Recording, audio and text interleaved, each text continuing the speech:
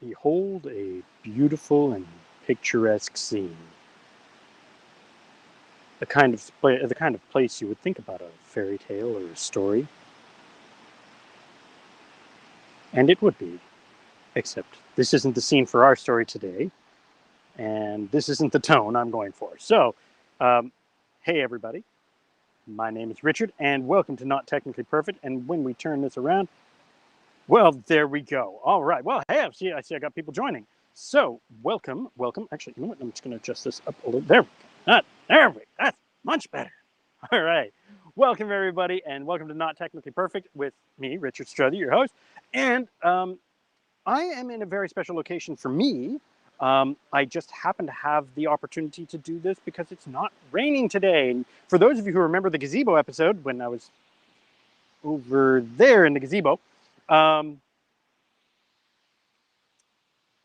that trunk right there um, is actually the trunk from the tree that used to be there. And that is where I got married. That is actually the spot, right on that patch of earth under the trunk, because the tree used to curve up, that way. And we used to climb. I used to climb into that as a kid, and that was a great spot. So this is a very special spot for me, and this is this is where I'm doing today's story. And the story is not mine, which is interesting. Well, it's I have a hand in it, but it's not my story. But I'm going to take you to a very not far away place at a very not far away time. I'm going to rewind all the way back in time to December, where my friend Deb, who you may see in the comments and whatnot and whatnot, because she's a fantastic supporter of the show. And thank you, Deb, for the story for today's episode. Actually, but anyway, back in December, Deb ordered her new iPad from Rogers, and Rogers, which is a cell phone provider here, and she ordered an iPad, and they do financing for monthly payments, and she ordered it, and they didn't have in stock. And January rolled around, and they still didn't have stock, and she was on a waiting list. And finally,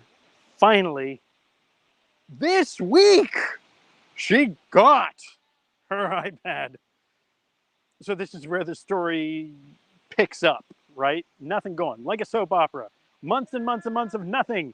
And now we're going to hit it all at once. So, um, Deb's iPad came in. Now, the not so glamorous scene is in her hospital room, because um, she's currently undergoing a treatment, and that's okay. But um, I was the one who delivered her iPad and the shiny, fancy new box. And she looked at it with great glee and took it out of the bag. And then she was like, "I have no nails. Can you open the wrapping?" And I just said, "Pull the tab." But this is something interesting, because Deb and I had this wonderful conversation about she didn't want to pull the tab. She didn't want to unwrap it. Why?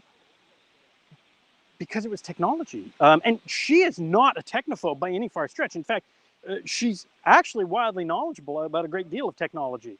And it's fantastically interesting, because the way the conversation went, we did open up the iPad, we started it up, and thus began the story.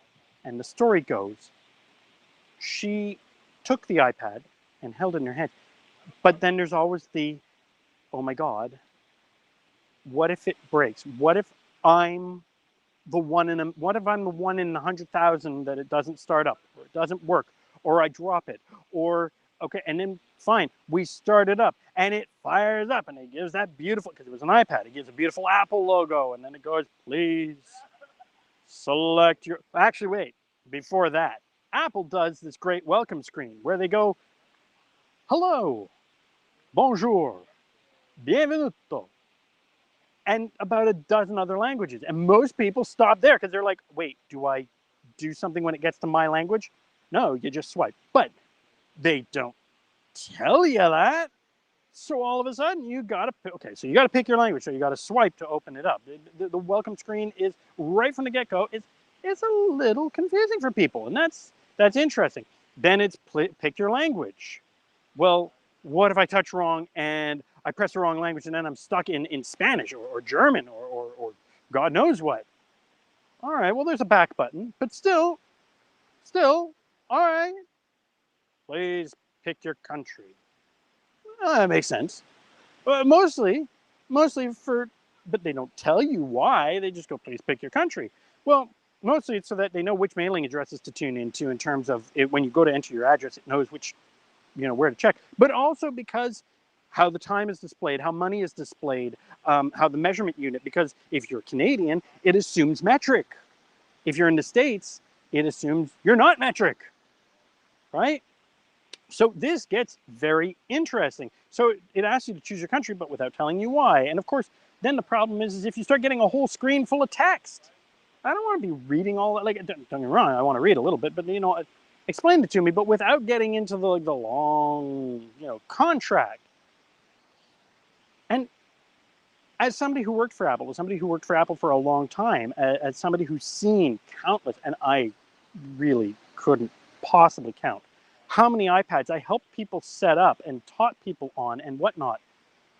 Even I, who have seen the screens 1,000 times and more, find that there are too many of them. And I'm wondering if you relate to that. I'm wondering if that rings for you. Don't get me wrong. Choose your language, choose your country. Sure. Do you want, please enter your Apple ID. Wait, is this a new thing? Do I have one? Is this my old one?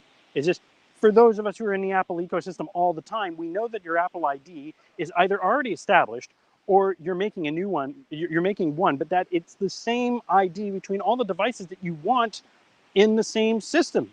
So it's very interesting to get into that. Oh, I'm filming me, so you can go all you want. Oh, by all means. All right. So I'm almost actually. Go ahead. Well, I'm doing a live segment every day, and we talk about technology.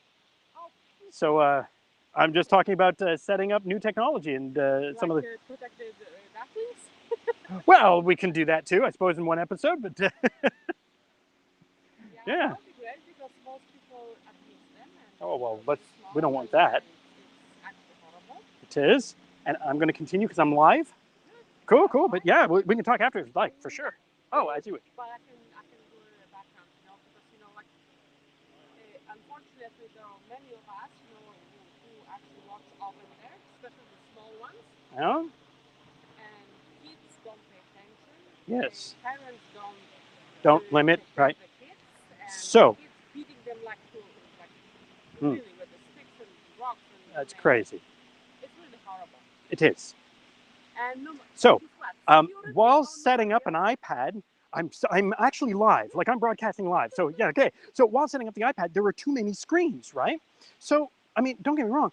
I understand that we want this. So I don't know. Tell me what you guys think in the comments. Let me know. I'll put up my email at the end if you guys want to tell me more. But the idea of you have to set up like all the features in one shot. No. Tell me if you guys agree with this idea. When you set up a new iPad or a new phone or whatever it is, a new computer, it should give you a good ground to get things started. It should get you started as quickly as possible. And then maybe after 2 or 3 hours of actual use, it'll say, hey, by the way, do you have a minute? Can we show you one new feature? And gives you a screen and shows you one new feature. One, just one. Yeah, there you go. One new feature. Thank you. And then you go, after 6 hours of actual use, not like 6 hours passes on the clock. I mean, 6 hours of you're actually using it. It goes, hey, do you have a second? Can I show you one new feature? Did you know that you could do this? Do you want to know more? Maybe even a little video or an animation that shows it instead of, too much text. Security and privacy, absolutely. So this is referred to as deep design, and I'm very much of the opinion that we should have a lot more of this. So what I really want to see is technology companies being a lot more, and we should be demanding this actually, and being a lot more careful about this idea of instead of piling all the features in at once, start you off. Start you off from the get-go, and then ask, do you have a second? Don't, if I don't, if I'm busy, I can just go, or snooze that till later. That's okay. But have these milestones where it goes, hey, I notice you're using calendars a lot. Can I show you one new feature? Hey, I notice you're using a lot of notes. Can I show you one new feature? This would make things a lot easier, don't you think? Guys, take a look about deep design, but I really, really want to get your feedback on this. Hit me up in the comments, hit me up on email. Let me put the email up for you guys and show you this. There we go. There's the email. Guys, I'd love to get this conversation rolling. So let me know what you think. But I just wanted to kind of get into the idea of technology doesn't have to be complicated. But if we don't ask for it, it doesn't happen. I'm just offering one suggestion. Maybe you got a better one. I'd love to hear it. Thanks for tuning in. Oh, and by the way, Deb got her iPad set up and she loves it. She's having a blast with it. So thanks so much for tuning in. And let me know what your challenges are. You started up you unboxed a new piece of technology. You tried something new. What were your frustrations? What hit you about it? Let's talk some more. See you tomorrow night at 6:45.